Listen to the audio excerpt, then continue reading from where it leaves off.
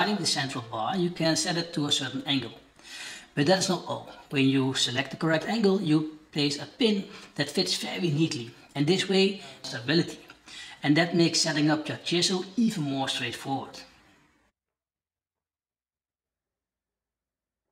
It all comes down to consistency when sharpening your chisel we can use as a secondary bevel. So next time, when we have to resharpen our chisels, we set it at an offset position, and instead of sharpening the whole. So setting the correct angle simply means placing the chisel in the hunting guide and sliding it against the base stop block. So this is a very straightforward method to place your chisels at the correct angle, and it works perfectly, is repeatable and is very accurate.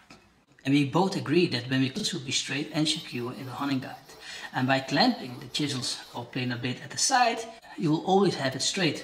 And it is impossible to sharpen your chisels. The wheels are far apart from each other on the outside and making them very stable. But when you want to sharpen very wide chisels or a planer blade, the wheels will go outside of the sharpening stone. So in that case, we have to place the wheels on the inside. And the two wheels together still make it very stable, but as I said earlier, when the blade is wider, the stability is less critical because the combination was more straightforward than the Veritas set. And that does not mean the Veritas set is terrible, but the design of the Mahou combination just looks more practical and straightforward.